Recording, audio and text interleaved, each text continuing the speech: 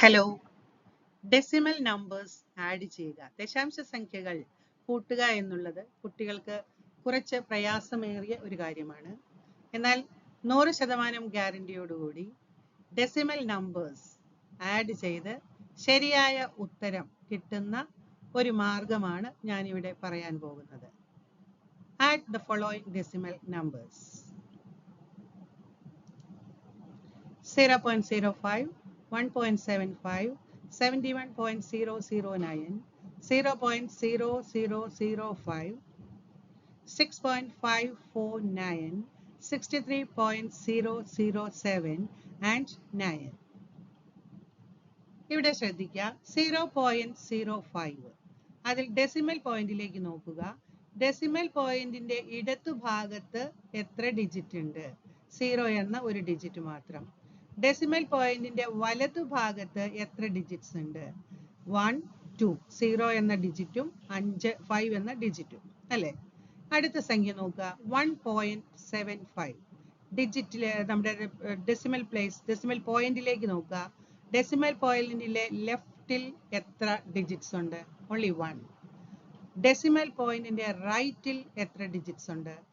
1, 2, 7 എന്ന ഡിജിറ്റും 5 എന്ന ഡിജിറ്റും. Now go to the next question, next number. Here also in the left of the decimal point we have the digits 1 and 7, and right of this decimal point we have the digits 003, 009. There are a total of 2 digits in the left and a total of 3 digits in the right.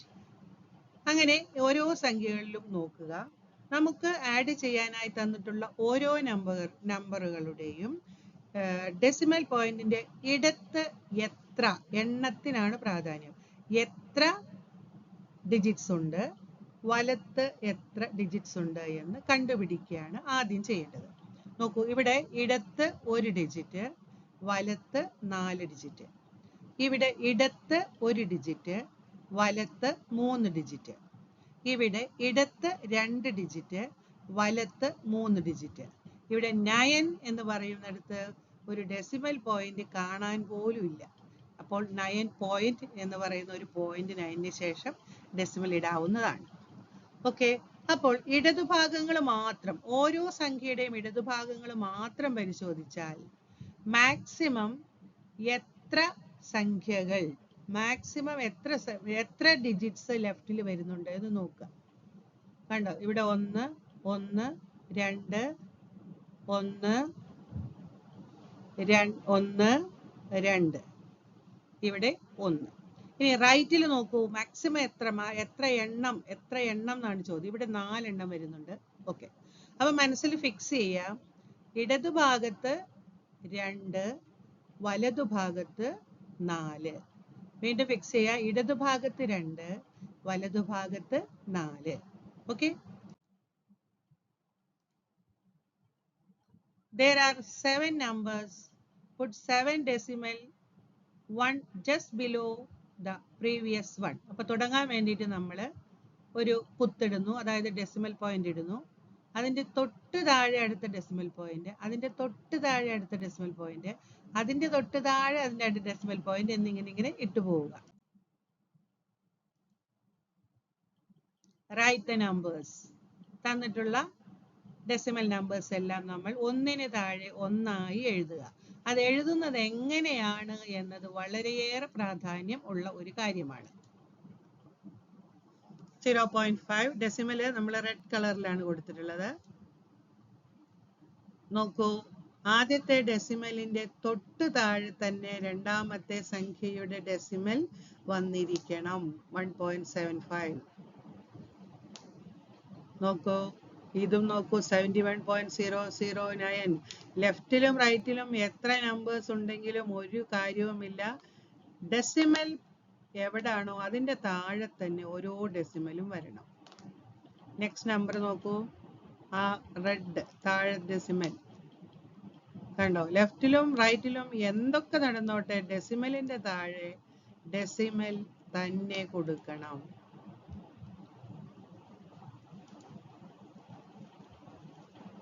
Okay, അപ്പോൾ ഈ സംഖ്യകൾ നമ്മൾക്ക് ഇപ്പോൾ add ചെയ്യാൻ തന്ന സംഖ്യകളിൽ നമ്മൾ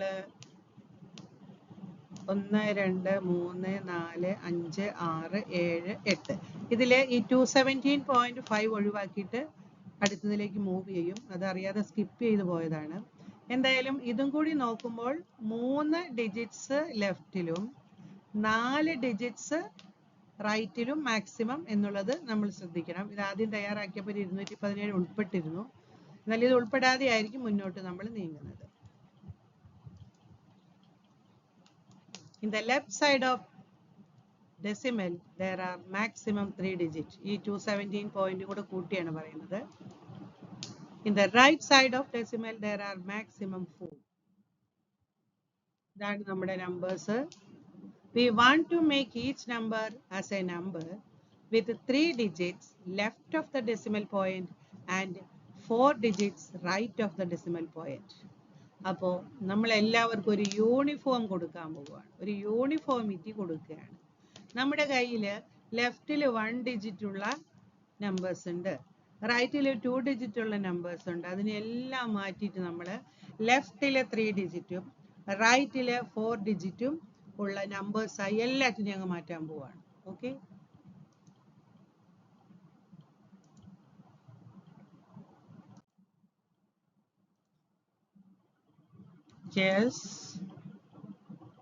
ഇവിടെ നോക്കുക. 0.05 ഒരു ഡിജിറ്റ് മാത്രമേ ലെഫ്റ്റിലുള്ളൂ, മറ്റ് 2 എണ്ണം നമ്മൾ ഇട്ട് കൊടുത്തു. കണ്ടോ? ഏതെങ്കിലും സംഖ്യ നമുക്ക് ഇട്ട് കൊടുക്കാൻ പാടുണ്ടോ? ഇല്ല, സീറോസ് മാത്രമേ ഇട്ട് കൊടുക്കാൻ പറ്റൂ. റൈറ്റിൽ 4 എണ്ണം തികയണം. ഓക്കെ, അപ്പൊ ലെഫ്റ്റിൽ 3 ആയി, റൈറ്റിൽ 4 ആയി. അടുത്ത നമ്പർ കണ്ടോ? ഡിജിറ്റിന്റെ താഴെ എഴുതി, ഡെസിമൽ പോയിന്റ് താഴെ തന്നെ വന്നു. ഇനി ലെഫ്റ്റിൽ 3 എണ്ണം തികയ്ക്കാൻ വേണ്ടി ഒരു 0 വന്നു, അടുത്ത 0 വന്നു. റൈറ്റിൽ 4 എണ്ണം തികയ്ക്കണം. ഒരു 0 വന്നു, രണ്ടാമത്തെ 0യും വന്നു. നെക്സ്റ്റ് നമ്പർ കണ്ടോ? ഡെസിമലിന്റെ താഴെ ഡെസിമൽ വരണം. ഇനി ലെഫ്റ്റിൽ ഒരെണ്ണം കൂടുതൽ വരണം, ഒരെണ്ണം കൂടി വേണം, അത് 0 ഇട്ട് കൊടുത്തു. റൈറ്റിൽ ഒരെണ്ണത്തിന്റെ കുറവുണ്ട്, അത് നമ്മൾ ഇട്ട് കൊടുത്തു. നെക്സ്റ്റ് നമ്പർ അതാ കറക്റ്റ് സ്ഥാനത്ത് വന്ന് നിൽക്കണം കേട്ടോ. ഡെസിമലിന്റെ താഴെ ഡെസിമൽ. ലെഫ്റ്റിൽ എത്ര കുറവുണ്ട്? 2 എണ്ണം. റൈറ്റിൽ എത്ര കുറവുണ്ട്? 1. Now next number 6.549. ലെഫ്റ്റിൽ എത്ര കുറവുണ്ട്? 2. നമ്മൾ ആ കുറവ് നികത്തുകയാണ്. നമുക്ക് 0 ഇട്ട് കൊടുക്കാനുള്ള അധികാരമുണ്ട്. നമ്മൾ 0 ഇട്ട് കൊടുത്തുകൊണ്ട് ആ കുറവ് നികത്തുകയാണ്. റൈറ്റ് സൈഡിലോ ഒരൊറ്റ ഒന്നിന്റെ കുറവേ ഉള്ളൂ, അത് നമ്മൾ ചെയ്തു. 63.007. ലെഫ്റ്റിൽ എത്ര കുറവുണ്ട്? 1. ദാ വരുന്നു, കുറവ് നികത്തിക്കൊണ്ട് ആളുകൾ വന്നു കഴിഞ്ഞു. യെസ്, ലാസ്റ്റ് നമ്പർ വെറും 9 ആണ്. 9 പോയിന്റ് എന്നിട്ടു. ലെഫ്റ്റിൽ 2 എണ്ണം കൂടി വരേണ്ടതുണ്ട്. റൈറ്റിൽ 4 ഡിജിറ്റ് വരേണ്ടടുത്ത് ഒന്നു പോലും ഇല്ല, ഒക്കെ നമ്മൾ കൊടുക്കണം.